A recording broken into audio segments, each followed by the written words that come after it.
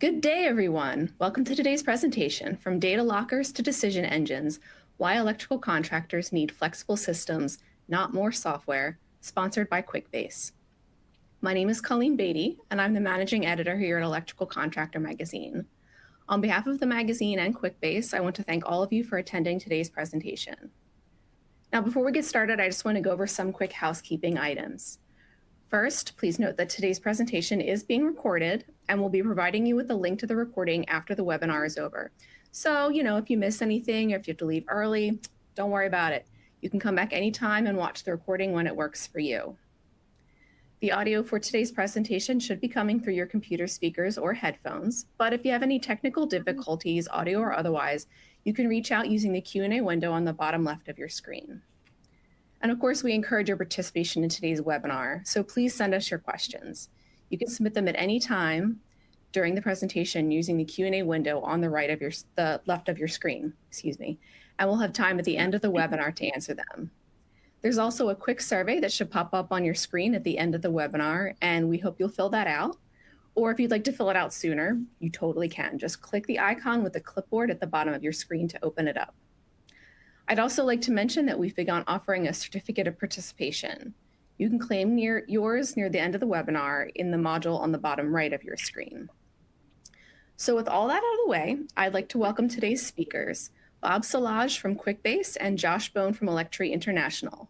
And I'll let them tell you more about themselves and their experience. So welcome, Bob and Josh. Perfect. Colleen, thank you so much for having us here today. I'm really excited. I'm not quite sure how we got on the docket the day after the Super Bowl, but hopefully everyone's rearing and ready to go here. So really excited. Throughout this conversation here today, so from data lockers to decision engines, just to really preface this, we're going to talk a lot about process management. And then at the end, really kind of how we tie this back together with digital solutions. So I'm really excited for that. I do want to do some more introductions, Josh, here in a little bit, but I just want to test the system out. I want to make sure that we're all seeing what we're seeing. And I want to kick us off with a poll question just right out of the gate for the audience, and then we'll get into some of the agenda. One, this teaches us to make sure how we're using the polls too. So hopefully everybody can see this overall. So let's see if it works. The first question, I just want to tee this up. Let's set the bar. Let's understand where everyone's at. And let's have some fun with this, right? If your current process management was a movie genre, what would it be? And I'm talking specifically process overall. Are we taking action? Is it just hysterical? Is it a thriller? Is it a horror movie? Whatever it might be. Think about your current processes in your four walls. I'm kind of curious what the groups and everyone in the audience might be. Josh, I don't know if we're able to take these questions too, but we'll have to see what we got. And Bob, I think I like this question. It tells us a lot about the personalities of the individual in here too. So it's all perspective, right? It could be a horror or a comedy for me. Depends on the day, how I feel that day. Depends on it, right? Sometimes it works perfectly, and sometimes it's what the heck just happened here. Let's give people a few more seconds. I see them trickling in. Perfect. All right, go ahead and click, people. Perfect. And hopefully everyone had some good times yesterday, and your team, hopefully it won. What do we got? We're kind of across the board overall. This is kind of interesting. So only 3% said horror overall. So that's good. That means we're making progress as a group. Hopefully a lot of things are in line, talking to each other. It's kind of interesting, right? Action, comedy, thriller. Kind of curious what makes it so funny as we proceed through this, but hopefully it's a question. Josh, any commentary on this? Interesting to see thriller so high. Yeah, I think it shows that it's not. There's comedy, there's action, but I think the thriller side of this just tells you you're living on the edge. Right? Exactly. I think it's a question of how do we handle outliers as they come up, and that's kind of keeps us on our toes as we go with it. But thank you all for participating. Hopefully it's a little fun kind of question to ask your teams as you go back into your organization. But let's set the stage. Why are we here? And we'll get into introductions on the next slide, but we're really looking at all the ECs across the board, they're being asked to deliver faster with more complexity over time. And you guys can read that. And the hope of today is to really talk about process, talk about what's forcing our processes to bend around rigid tools, and how does that kind of keep us in a silo, and how do we kind of move, I think of ways to maneuver out of that. How do we come up with new creative solutions to keep up with the trends of the industry? And what are some solutions and takeaways that we can do for flexibility? And so practical next steps should come out of that overall. So we're going to go down, talk through a lot of this today. As Colleen mentioned, please use the questions. I think a lot of this, make it interactive at the end, is where we get a lot of key takeaways.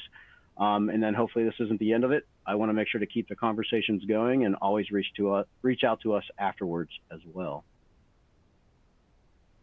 But let us do some quick introductions. I'll go first, Josh, and I'll hand it over to you if that's okay overall.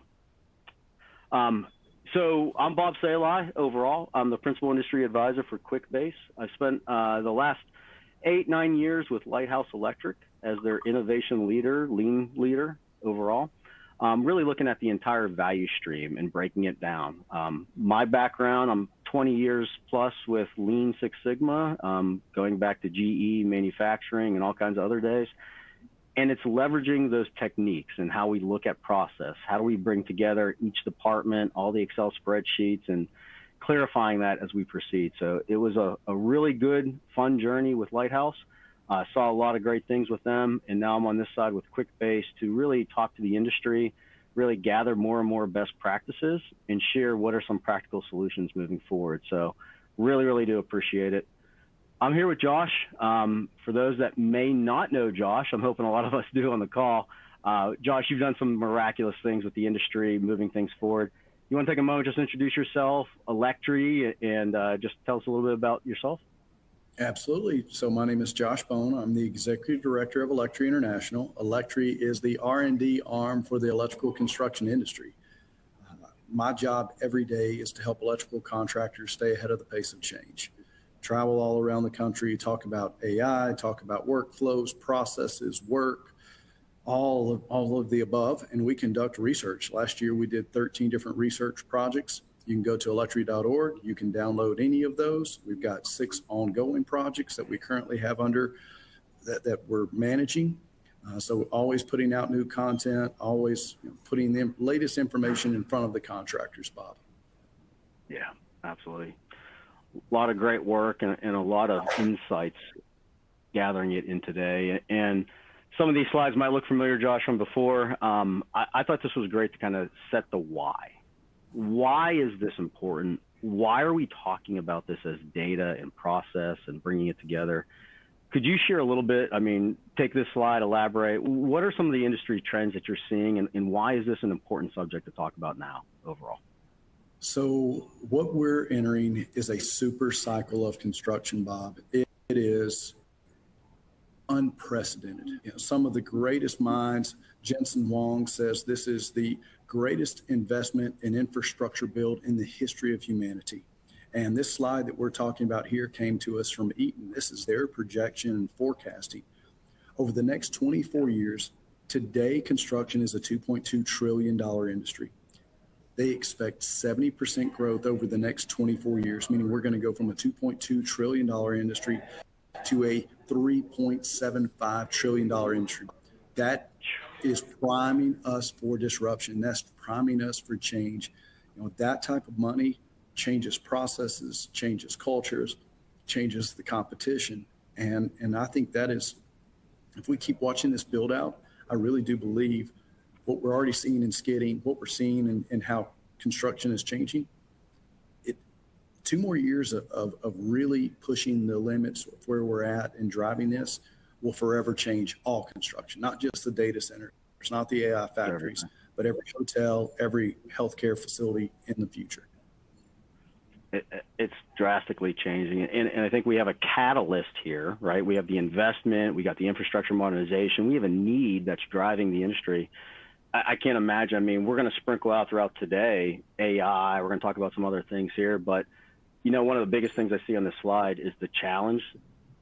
Despite that growth, the productivity has declined overall. which means we can either sit on the sidelines or we can kind of begin to be at the spear of that tip overall. So understanding how we kind of get our arms around this challenge, I think it's going to hit us right in the face if it hasn't already. Would you agree? Yep. Bob, I'm watching it firsthand. I'm watching us evolve from a mom and pop type business to a more advanced corporation. I'm watching process improvements. I'm watching advanced analytics, really trying to better understand your business, identifying profitability, really looking at how I'm seeing more contractors focus on growing their business and less in their business. So their CEOs are becoming CEOs. Contractors are working more on their business, less in their business. Yeah, absolutely. And whoop, this might have skipped a slide here too. See how the slides are working here. But I think we got an issue with the slide deck here overall, but this kind of skips over one. We talk about the timeline, what is the construction value stream, I would call this, from beginning to end. And traditionally, I would think that this was elongated, right? And so now this is what we're seeing from pre-construction and ongoing maintenance. Could you share a little bit about what is this doing to our typical value stream of construction, and what are you seeing? What are some of the issues that come out of this? So Bob, I want to explain a research project that we did last year. We took a set of plans, all the content that I had from a project 27 years ago in 1998. It was a 150-bed hospital in Columbia, South Carolina. We compared that to a project last year, similar 150-bed hospital up the road in Greenville, South Carolina. We looked and we saw that the project itself, the electrical scope had gone from 10 to 12% of the project's total overall cost 28 years ago. Today, electrical's 30 to 35% of the scope of one of those jobs. And the schedule has been compressed. It's 58%. We're delivering at that job in 58% of the time, and what we were being asked to do 28 years ago. The schedule compression, we all see it, we all feel it. We don't realize how much it's impacted every facet of how we do construction. And here's the thing I'll tell you, Bob, the one thing I hear right now is how do we cut 10%, 20% more out of that schedule in the next 2 to 3 years? This is going in the other direction. We're going to continue to compress the schedule. It's going to continue to add risk. We're looking at jobs now. The quality of the electrical design, it leaves much to be desired. It's increasing our number of RFIs. We look at this job today from so many different perspectives, and we've got to you see more contractors doing pre-construction because they have to manage that risk more up front. And the electrical systems are evolving and changing. So now there's service and maintenance opportunities on the back end like there were never before. Oh man, this takes me back. I can relate to this slide so much. And at Lighthouse, when we started, the pre-construction might have been a little bit, but how it grew and extended, my mind goes to the processes involved in this, where it would be easy if this was just one person, one department. It's a linear, still goes through. What the slide may not represent, it's not linear. It's all the parallel. It's working with estimating, but it's working with planning, layout, design, modeling, your foreman, all planning and pre-construction, let alone procurement. We had a lot of efforts around how do we do bulk buys in the beginning and how does that kind of permeate all the way down the value stream. We're dealing with more and more people, more complexity, multi-site locations across the board. This isn't just one brick and mortar anymore, office overall. This is the industry of where we're kind of moving towards. At the same token, we need to have that data talking all the way through. And if we're wasting too much time trying to drive to it, we're wasting how much time going back to that 8% productivity decline overall. This is not going to get any simpler. We got to get our arms around this, I feel, overall. Would you agree? Yeah, I absolutely. And I think it's more critical than ever. I talk to contractors of all sizes and all levels of sophistication. Just because you're small doesn't mean you're not very sophisticated. But I think tracking productivity is a good example, Bob, of how hard that is to do. And if you can't take that baseline from your estimate, carry it through your pre-construction and design and understand it, capturing hours in design, putting that plan together, working against that plan, you've got to be able to carry data that's created in early stages all the way through to the closeout of that job. And, if you've got processes in place, How are you doing things today that make it easier for you to get more of that wallet share of the customer that you're getting service and maintenance? Much of that data are you collecting and actually able to exchange and turn into a handoff for a product that you can now sell to have yourself tied to the life cycle of that project? It's about being so intentional about those processes and understanding what problems you're trying to solve. I'll say one more thing. Let me go back. The electrical scope went from 10 to 12% to 30 to 35%. That hospital was $98 million 27 years ago. Today, it's over $220 million. Yeah. Yeah. Which I read your last bullet point. More risk. More risk, less margin for delay or rework as well as we go down through this as well. Right. A lot of people for it. And I know this kind of like starts at the top and kind of trickles all the way down, but can you help relate this? I mean, what does this mean to the owners and our customers as we get on through? We're all in this together, right? I'm here at NEMRA, the National Electrical Manufacturers Reps Association, and I just told them the old model was all about price and availability. The new model is speed, certainty, and systems performance. What's happening in the data center world is we're moving from an 18-month schedule to a 12-month schedule due to the impacts of two penalties that the owners are starting to wrap their heads around. Microsoft told us on a 60 megawatt data center, for every month that is not up and running, it's a $14 million loss in revenue. 60 megawatts is a small data center. What are some of these other larger data centers? That is massive risk that we have to manage. Understanding that Microsoft knows that cost is a $14 million impact to their bottom line. Then the double penalty, Bob, is the fact that those chips, they have to buy those chips to house that. A lot of times those chips are a massive amount of the cost of the project itself.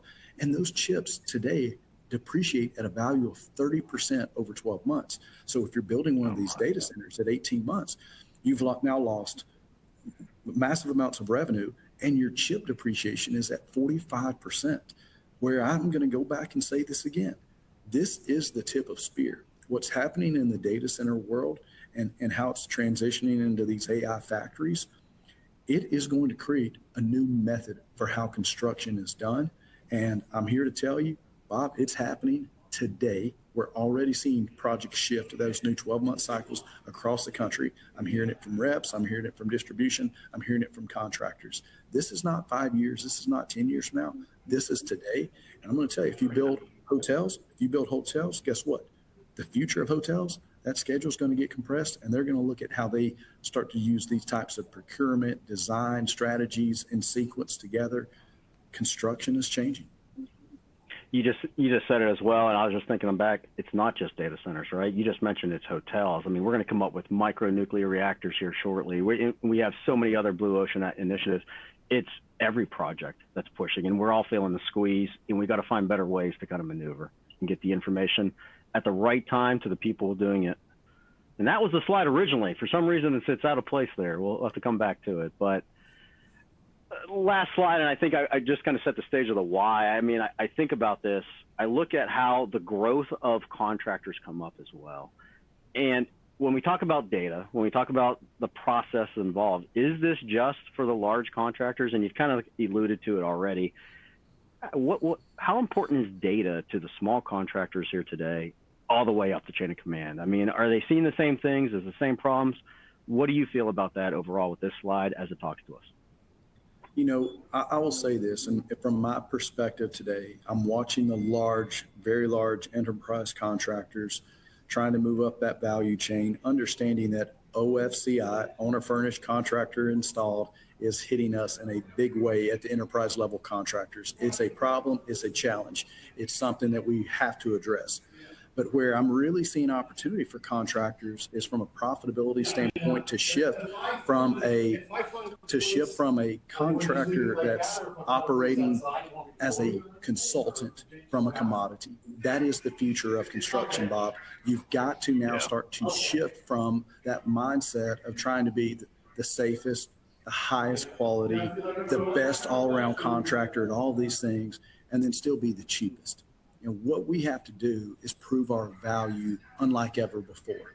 We really need to have the ability to understand our business, We need to show we need to measure productivity. We need to have processes in place that show our value as opposed to just living in that 3 bids and a buy world. I'm watching the shift change from contractors who have been focused on scope to look at how do we help you understand value and uptime? How do we help you understand value in what we provide as a service provider, which every electrical contractor is, every contractor is, and you've got to understand processes. You've got to understand your ability. And I look at scope and I think to myself all the time, how much work am I taking? When I have labor shortages, I have skilled trades gap. Just because I can doesn't mean I should. Ability does not equal profitability. And we need better visibility, Bob. If I can now sub something out to you that you can do in a way that you have more productive labor and you can do branch conduit, why would I throw good labor at non-profitable work? Why would I not be more strategic? We're living in abundant times, and we've got to be more focused and running a business that is operationally profitable. I had a fear that we could probably camp on this slide. There are so many key points that you just said on this one, and I'll say a few more things, and we got to move on past it. But when we think about this, my mind goes to, and I wrote down here, show our value. I used to consult for a lot of contractors going through, and one of the very first things that I would have them do is to put yourselves in the shoes of your customer and what do they value. And it was interesting to kind of see them go through what they begin to offer in terms of quality, relationship, industrialized construction and prefabrication and all this stuff that's entering into it. And a lot of times as we continue down through that process, I began to challenge around standard operating procedures.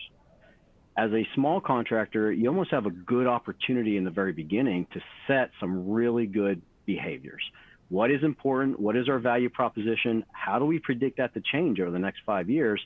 But let's get the data to inform ourselves and make informative decisions at every turn, excuse me. That way, when we get up to the enterprise contractor, we're setting those best practices. It's never perfect. We're always going to be in continuous improvement because things are changing. The industry's changing. We have different needs. Our customers' values are changing rapidly as we get on through it. But we have to get those data points all the way through, and we've got to have a starting point overall for it. So I think it's key. I think the need for data actually changes slightly, but everyone's processes have a slight difference. There's a lot of similarities, don't get me wrong, but as we grow, we have to be prepared to change and have a system that can grow with you, in my opinion, overall at the end of it. So, Bob, if you want to be a labor broker, the industry will empower you to do that. If all you're concerned about is trying to be the cheapest, the safest, the fastest, the industry will gladly put you in that situation. And you know, operating on high risk, low margins is not where you want to be. Absolutely. So let's have another poll. Let's throw it out there. So for everyone doing, how many of our core business processes are fully documented and standardized today overall? So you have 4 categories. Current. Yes. 0 to 25. So you got kind of quartiles here, A, B, C, and D. And we'll click on the next one to kind of start the poll. How many of our core business processes are fully documented and standardized today, currently? Bob, while they're answering that, I want to say something I think is very important. The contractors of the future are more focused on process and less focused on projects. They're less reactive, less transactional, focusing more on partnerships, and they're really trying to understand their business processes. I call it the 1.0 contractors just focused on revenue, the 2.0 contractors trying to grow. But once you reach a certain point, Bob, you saw this at Lighthouse, you can grow, but if you can't define your processes and lay out your processes, your growth can become a problem and actually cause you more risk and more challenges. You have to eventually become a process-driven contractor and be more proactive. Amen. How do we set that foundation? Yeah, I mean, how many of our contractors use that language daily and understand what are key performance indicators? What are SOPs, standard operating procedures, and how do we benchmark those and improve on that performance? exactly it. Is that benchmarking, and how do we proceed to continue to move forward with it? Common language should be common language for every electrical contractor. Love it. So let's see here. What does the result? So I want to make sure that we reflect on this. So we see that really the majority of us are really below 50%. When you add up kind of those percentages and you look at that, very few, if any, are at 76 to 100%. And a lot of that could go back to our thriller. Things are changing. I think a lot of times when we set up a standard operating procedure model in terms of how do we sustain it, I always receive that question of, well, we do it for this way for a certain type of customer, and we got this for that overall. It's interesting, and I think just to leave the audience, when you think about standard operating procedures, my encouragement to the group, the more and more constrictive you get in an SOP, you don't allow yourself for outliers. But if you allow chaos to occur in everything, you never have a standard overall. How do you cup water, basically? And if you squeeze too tight, water's going to come out. Think about what that right balance is for you as a contractor and work from it instead of baseline for it. So it's interesting. And I think as we look at these processes in terms of what you have documented, I want to follow up with one more poll question. And I think we're making great progress. Thank you, everybody, for your participation. This is actually really enlightening. Of those current processes, how often do your standardized processes change or need updated overall? So you have a process, you went through standardization. How often does that change moving forward? Yeah. Who has access to change that? Where is it documented? Is it out in a space where everyone can see it? Is it, is that something that's done by a manager, or is it something that actually works in the process? I think that's I think I was critical. Talking to a few contractors. It was about what's your standard for standards overall, or your SOP for SOPs. So it goes down to that. And yes, just saying the term standardization. I talk to a lot of contractors and saying, well, what have you standardized? We're in construction. Every job's different. That goes back to that mentality, Bob, of guess what? You're thinking project, not process. That's right. That's right. We can get our arms around it. We just got to take that first step and set the benchmark for it, I believe. Always thinking about best performers. Yeah, always thinking about best performers too, Bob. Really trying to understand, and from a data standpoint, if you can start to create a baseball card for project managers, not a stick, not a carrot here, but how do we identify the project managers that need some help on managing larger jobs, or who excel in doing large jobs, or how do we identify general foremen that are good on certain types of projects, but maybe not on other types of projects? And I think there's so much insights that can be gained, especially when you can start to benchmark some of these standards. Exactly right. I remember, just speaking on that last bullet point, imagine if we had systems where you identify your key players and your performers for it, but we're referencing time cards. We're referencing like how often did they call off? We're referencing all these other key points that should be informing us versus spending however long to run and generate those reports. There's a process and a project right there. And it would inform us that, hey, this individual is phenomenal at pulling wire, installing overhead, whatever it might be. Let's put them in the right places on the right crews on each of the jobs. And now we're thinking ahead. Now we're trying to get proactive, setting the bar up high. Yep. Makes me think about dashboard. So processes changing every month, every quarter, twice per year easily, and really once a year or less than a year. It's kind of interesting to kind of look at the results. Overall, I think processes are changing. And sometimes I talk to contractors, Josh, that if we're constantly changing them every single month, then it's not a standard at the end of the day, right? Maybe we missed the mark on that. And as we update it every quarter, it actually identifies a further need of, okay, we need to bring together, we have a different industry or a different kind of customer that we're dealing with. We got to update our internal operations to suit overall. There could be a million data points that are directing us in this fashion. And hopefully the majority aren't changing, but chances are we should be looking at that on a biannual basis or annual basis, and you should have a program. we used Quickbase to actually put it in our standard operating procedures to tell us those best practices and lessons learned as we move forward with it.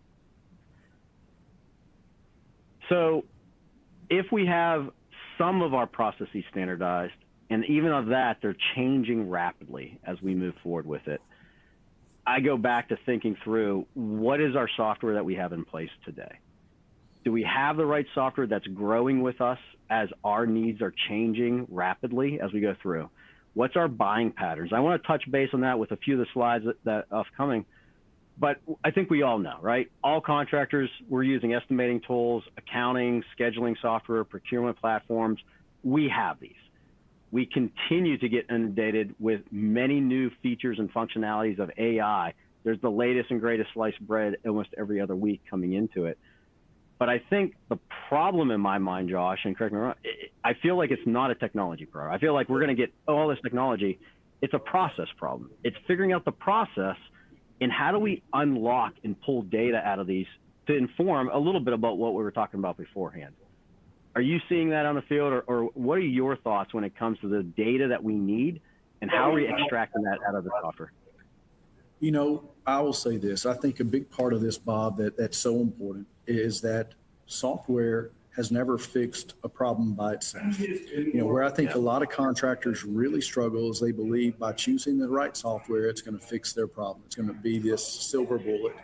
When in reality, if you have a broken process, often software can accelerate that problem and really exacerbate that problem for you. This is something that contractors have to understand, that these software companies out there today will be the first to tell you that, hey, our product works for all of these other people.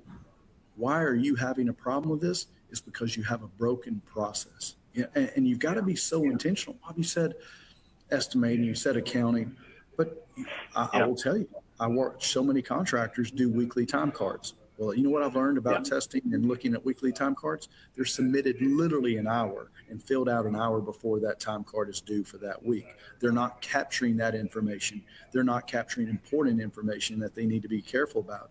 Absenteeism. I have so many contractors tell me absenteeism. Can you show me your absenteeism? No. Why? They don't measure absenteeism. They may go to a spot check and have foremen walk the job, but they're not actually intentional about saying how many hours were scheduled on your time card, how many hours were worked, how did they come in late, did they leave early? Again, this is not a stick, this is not a carrot. It's to capture that data and have a process so that we can make good, informed decisions. And no software is going to solve the problem for a broken process. Absolutely. I can't tell you how many calls that I take, and even in my past life at Lighthouse, it's as we begin looking through and someone raises your idea saying, hey, did we think about this to buy as a software? It's pause, timeout. Can we at least understand what the current state is? Let's figure out what our true needs. And as you begin mapping it out, I can't tell you how many of us kind of like say, well, that software does 80% of what we need it to do overall. Well, what about that 20%? And what about things constantly changing and we need this data point to be extracted out of it? We're settling and it's causing actually more rework to hit that 8% of what's an issue overall at the end of the day. And it just got me thinking as we go down through it, and it hurts adoption. All these softwares that are out there and we try to get the foreman out in the field to do that. I can't tell you how many times that's not our process. That's not what it's like in real life. Take the time. I know that's counterintuitive to really what a lot of people in the past have said, because we want to go install. It's about construction time. Take the time to map it out. What is your current state? Map the process, and we'll kind of give you some pointers for that before you even start thinking through some of those things overall for it. So, yeah, Bob, and you're talking about change management here too. That's so important in this whole process. It is. So I threw this slide into it, Josh, prior, so sorry not to throw you a curveball on this one, but we were talking and it got me thinking. I had this slide from a different presentation, but we all know, looking at this, there's so many more ovals and circles in the middle that I could add, construction, installation, but it got me thinking. From the beginning of a construction value stream, even with business development, we kind of like throw that to the wayside. There's data to be had in the very beginning. We actually started think about all the conferences we go to. Think about all the tours that you might be giving to people as they come in through. there's data points to even be had in that. Now, that might be overkill. That might not even be the highest priority. I get that. But imagine how that feeds into our leads and our CRM. Imagine how we continue to identify the key people and what they're interested for as we progress down through this. I started thinking through, like, well, what is the software we have for just BD in estimating? We all talk about estimate versus actuals and historicals. How does that affect our job kickoff checklists? When we have a new award that comes into it, we might have different checklists in terms of needs. We have different softwares. We may or may not be doing prefab today. All of this becomes unique. It's about your process and the software matching that, not the other way around for it. So I threw this up here just to think through, like, I've seen a lot of this. Fleet, tools, equipment, safety. Sometimes our mindset just goes to the field, construction, and goes to that. I feel like there's like an imbalance here where it's like office versus field. Where's the data? How do we stop and get ahead of that? Do you see rework or any of that happening in the office, Josh, or any thoughts on this to comment? Sorry for rambling. So, no, I love this, because here's the thing I will tell you. We spend so much time focusing on the field in construction, and I get that. That is where we should. Yeah. Yes, we should. But that's where the rubber meets the road. But where do we have often the greatest amount of control is in the office. And I don't think we take into consideration the amount of waste that we have in the office. And we've done research on this, that for one PO, 11 emails for one PO. To get paid on an invoice, the amount of time that it takes is 84.4 days on a 30-day payment terms. We've got broken processes in the office, and where do we have better visibility to control these things? And we've got to be intentional. I've been talking a lot about the intentional CEO, and what made you a great electrician doesn't necessarily make you a great manager, doesn't make you necessarily a great CEO of a company. And I started to think about estimating. What data should we be pulling from that estimate and putting that number over into a dashboard?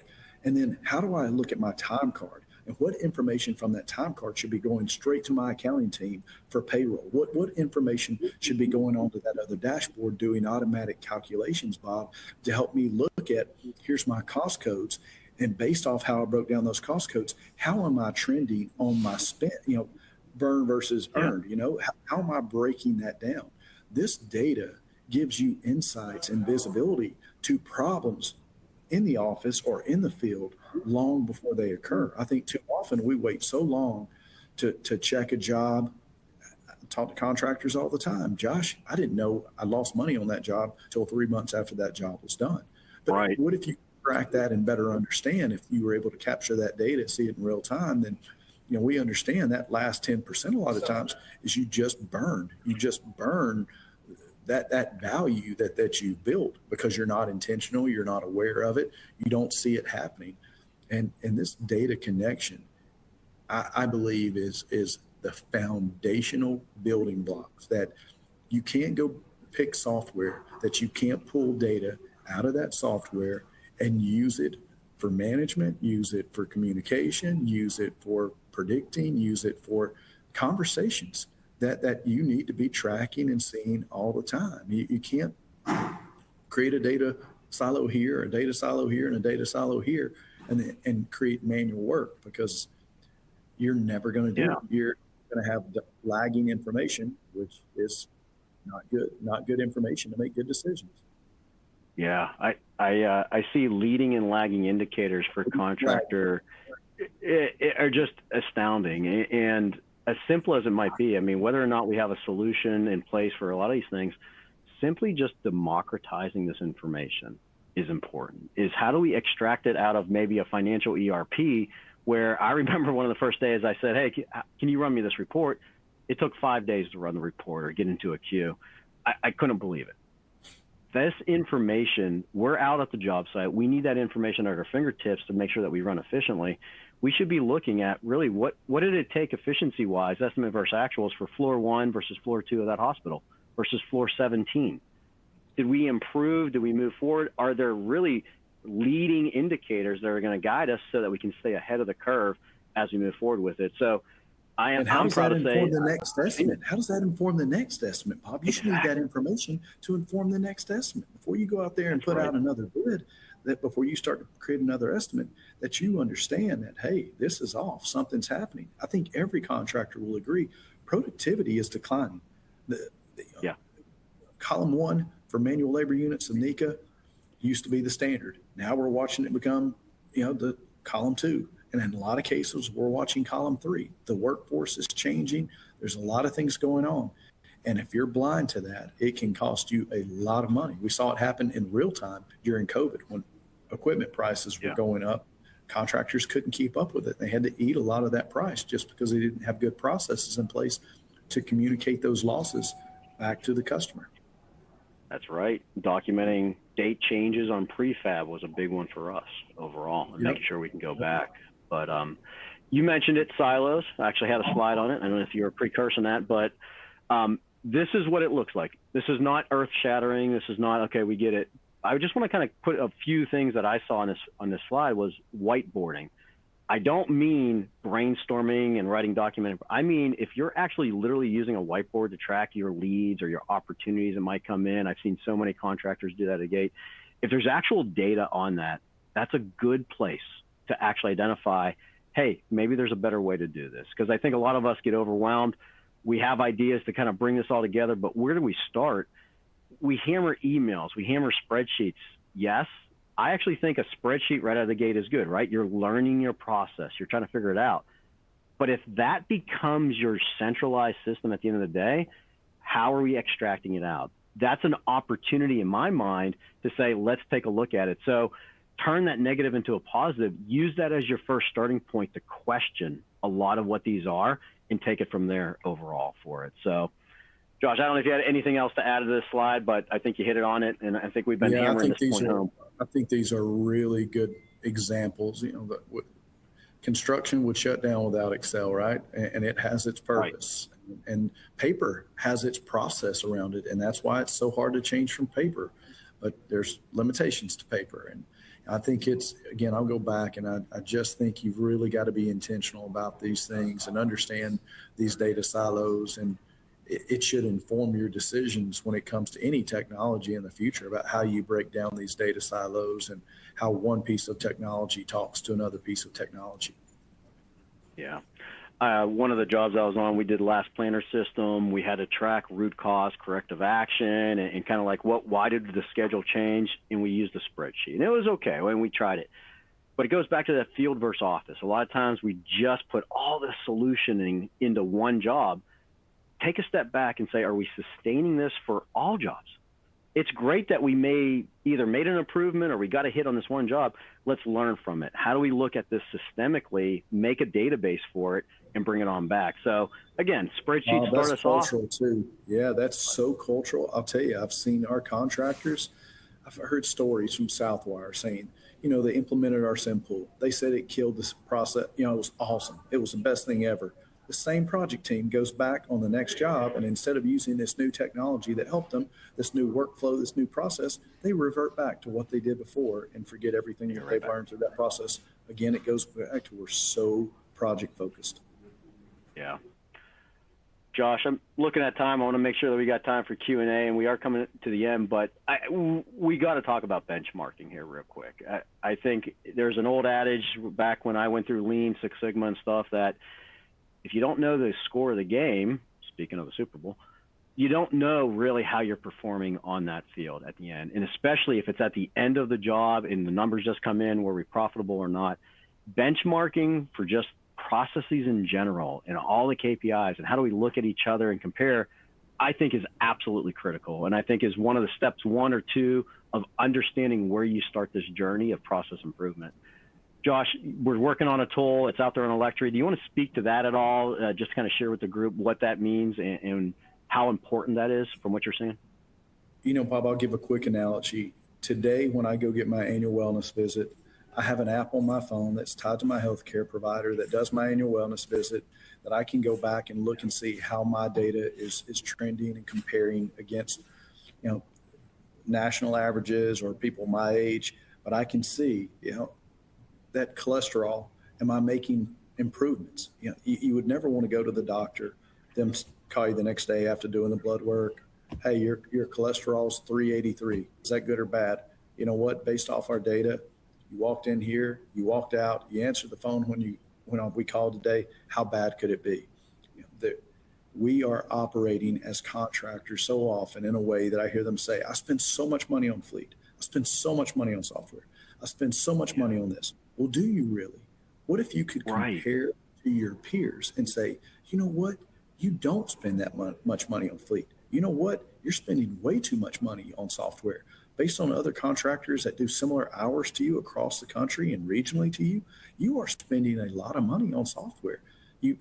But right now, it's all gut and instinct. What we want to be able to do with ELECTRI is create an industry benchmarking tool where you compare your finances, your labor, other aspects of your business, trying to understand safety. What is a healthy safety number? Because I'll tell you, as you start to look at an EMR or a DART number, those numbers can be so skewed for a small contractor. But if you can start to go and say, hey, listen, you know, our numbers very healthy for the size of contractor that we are. All it takes is one instance to really impact our EMR. You know, I think it's really important to understand for people in your business. Okay, we're getting into VDC. We've been doing VDC for 3 years. Well, how many people should we have in our VDC department if we do 50 million a year in revenue? Okay, that number is X, is the national standard. Where do you fall? Are you under it? Are you over it? How many safety professionals? And we operate in a way today, Bob, as companies that are blind to really performance. Again, I'll go back to the cholesterol. Our cholesterol's high. I know my cholesterol's high. I have information. I have data that tells me here's how I can better perform. Where we're trying to go with ELECTRI is, listen, your top line revenue compared to your bottom line profit nationally is not healthy. You know, you put out a lot of bids every month. You don't win many. Actually, I'm better with that than the alternative. You don't put out many bids and you win a lot. That means you're low versus high on your price. Again, we have to be so careful about understanding our businesses, running our businesses, making decisions that make impact in a positive way. And I just think as companies, we're blind to most of that day in and day out, or we operate in how we feel around our gut. That is so spectacular. It's like, how often do we come up with KPIs just to kind of come up with a number and say, great, we're done, end of day, project manager, go around with that. What does that KPI even mean to every job that might be specific and all the way through? Because we hear that it's unique. Well, it might not be that unique, but let's understand the data that's coming through it and that benchmark, because it may actually tell you something differently for it. I love that. One of the things for everyone there. You know, I'm a Moneyball fan, and Moneyball on base percentage. Yeah, I put a reference to that at the end. That's right. Exactly right. And to that point, it's about hitting singles, not home runs every single time, in my personal opinion. In Lean Six Sigma, I think we all try to go in there and we start the idea generation process and change management, and I love it.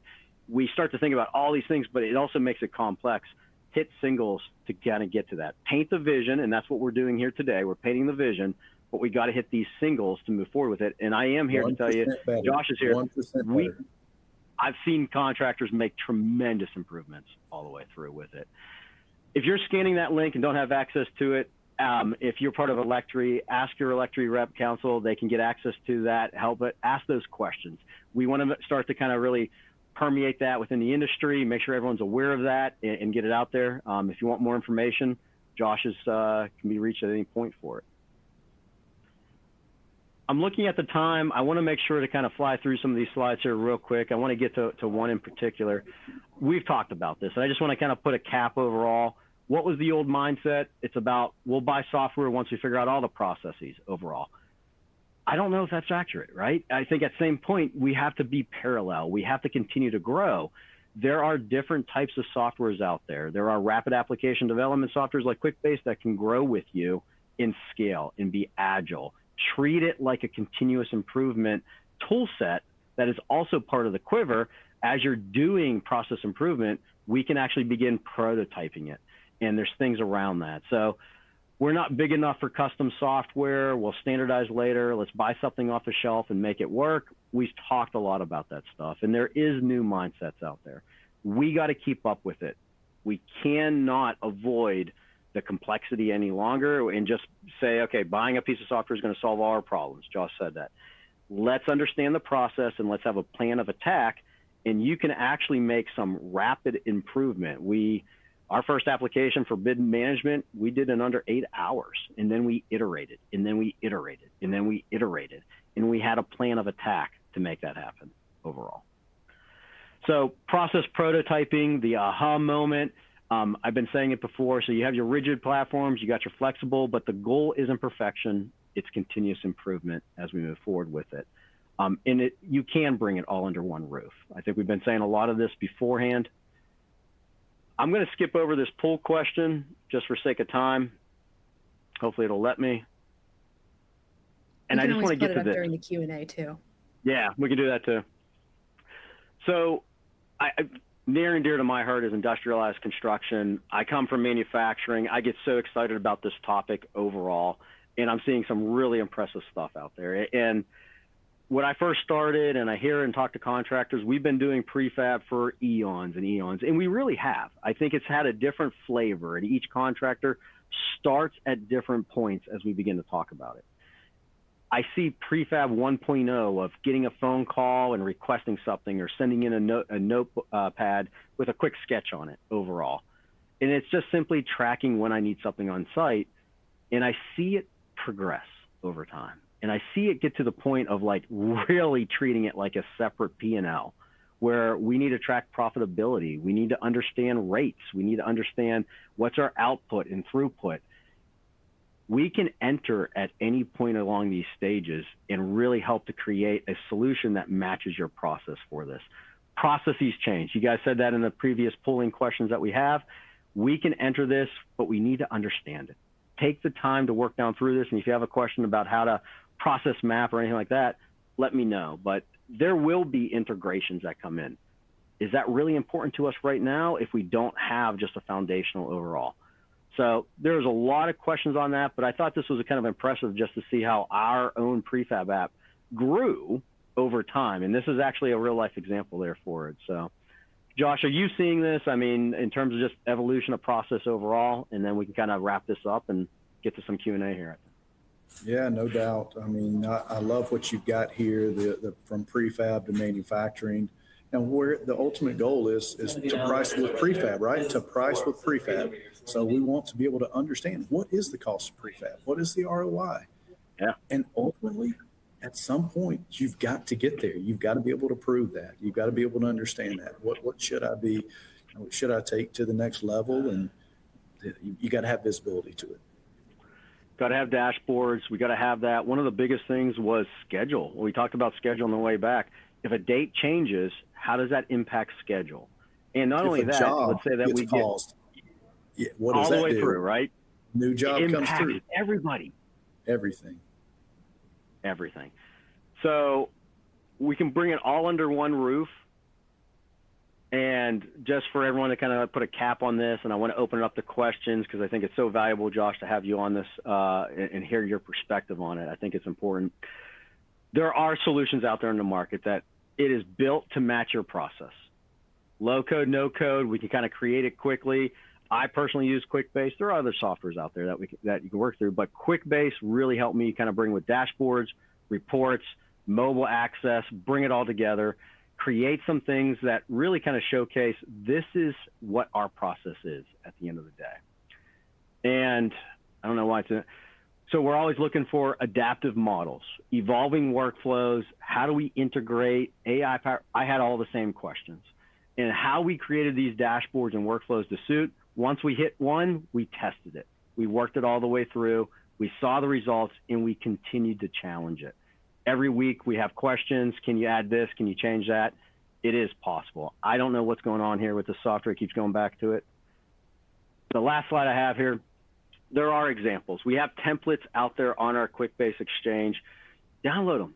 Have fun with it. Project Hub Pro app. There's a lot of features and tabs and all kinds of stuff we talk about. Average invoice days outstanding. We try to create these templates. There's a prefab tracking app out there. Click it, download it. Here's the thing. Your process can be slightly different. but we can create that to kind of evolve and grow in any direction. It's a matter of discovery. It's a matter of understanding your process, and let's build to suit. We don't have to hit a home run right out of the gate. Maybe we just create it for the prefab manager, or for productivity, maybe we're just creating it for the project manager to start with. We can start slow and ramp up to something pretty incredible, pretty robust. I've seen a lot of customers create some really, really sophisticated things over time, but there's a lot of tools out there, and I'm just here to tell you, there is a way to kind of get our arms around this, and you don't just have to buy something off the shelf to kind of move into it. Let's understand the process. Let's build to suit as we continue to move forward with it. And with that, I think it's important that we take 5 minutes for Q&A. Thank you, everybody, for getting. There's a lot of information here, right? Josh and I can talk through, but let's open it up for any Q&A. Colleen, if there's anything there, questions that you want to kind of speak through, and let us know. We're here to answer. Sure. For folks that are still thinking, go ahead. The Q&A module, I'm going to highlight it for you in case you didn't find it on your screen. All right. We have a few questions in here.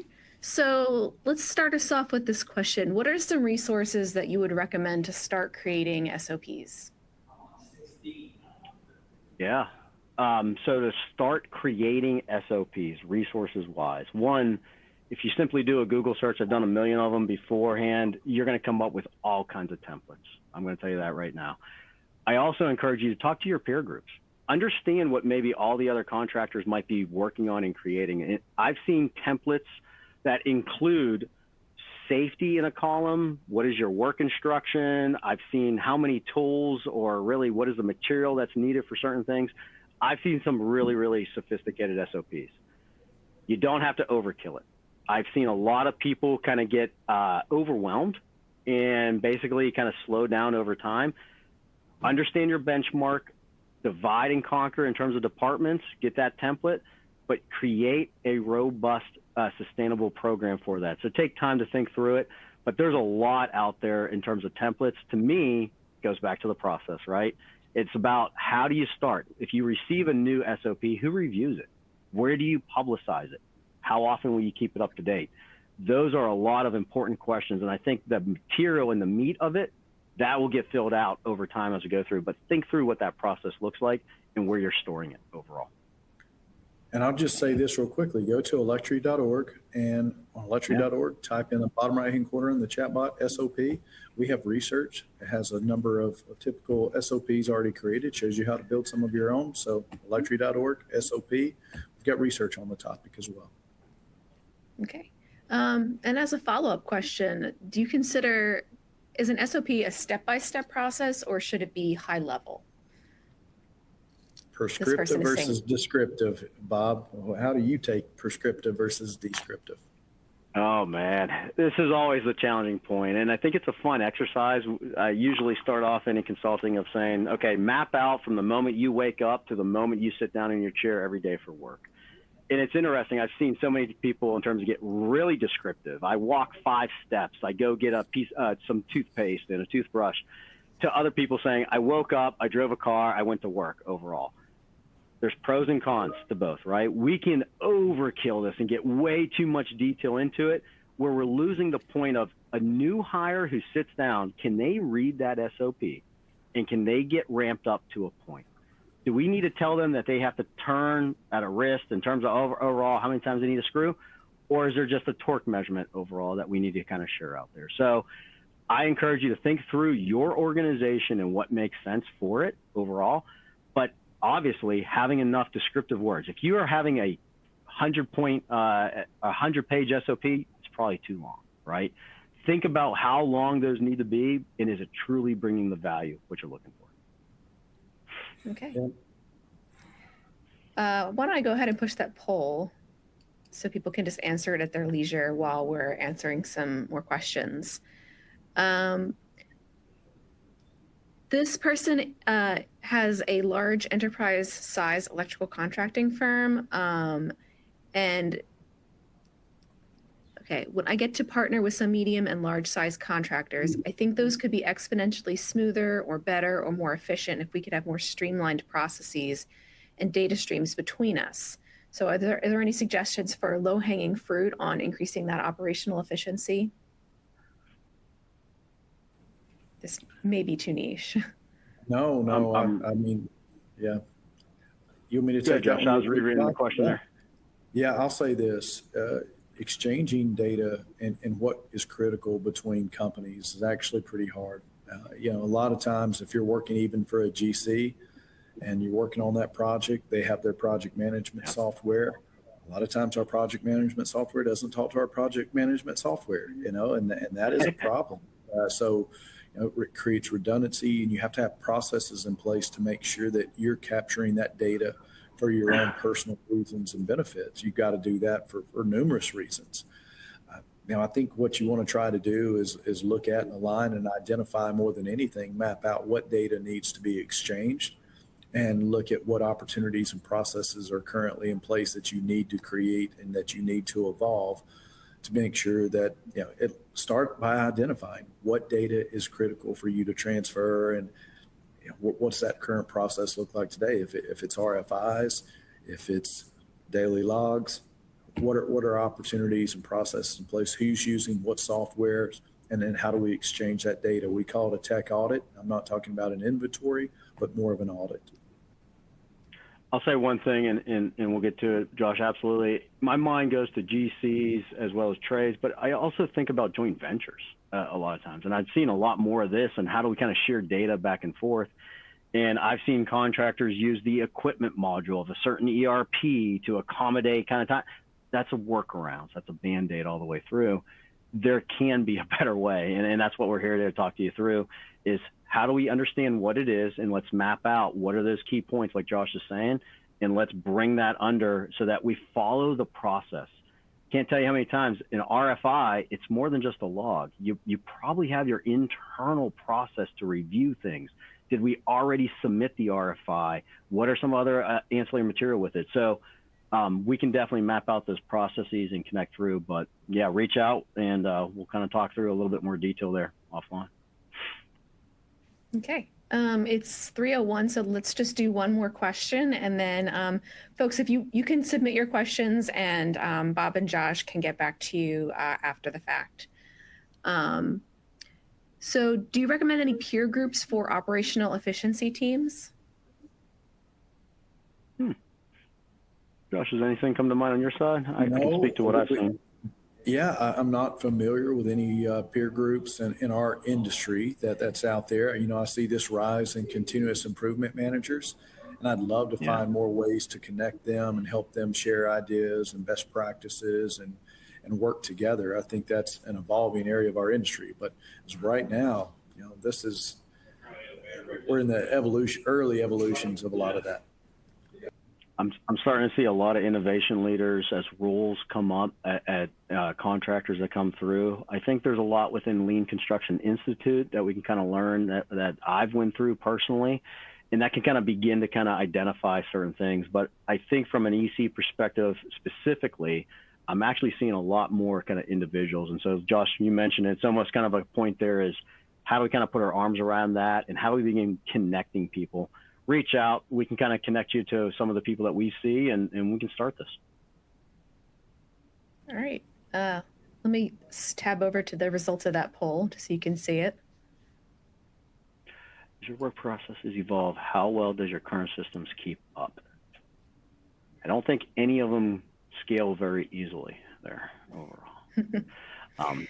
But we can. So there's definitely a way to get our arms around this, to kind of grow, to kind of challenge. And it all comes back to process. We want to make sure that we're lock in sync with your IT teams and making sure that of governance. But there's definitely a way to move forward, and please reach out if you have any questions.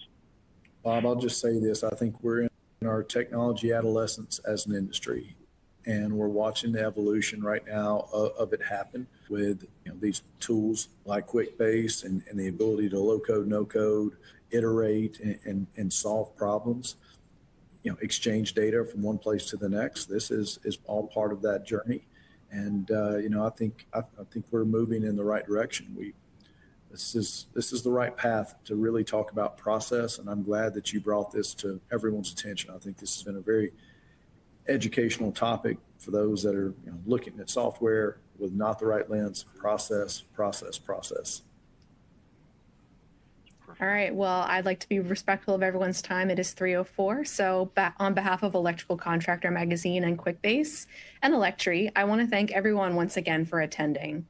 A big thank you to Bob and Josh for such a fantastic, thought-provoking presentation. So just a few reminders for everyone. Don't forget to download your certificate of participation if you need it for your continuing education credit. Let me highlight that for you here. Please don't forget to fill out the brief survey. It's going to pop up on your screen at the end of the webinar. And please be on the lookout in your email for the recording of this event. It'll be available in a few hours. We hope that you'll share it with some other folks who you think might benefit from the information in this webinar.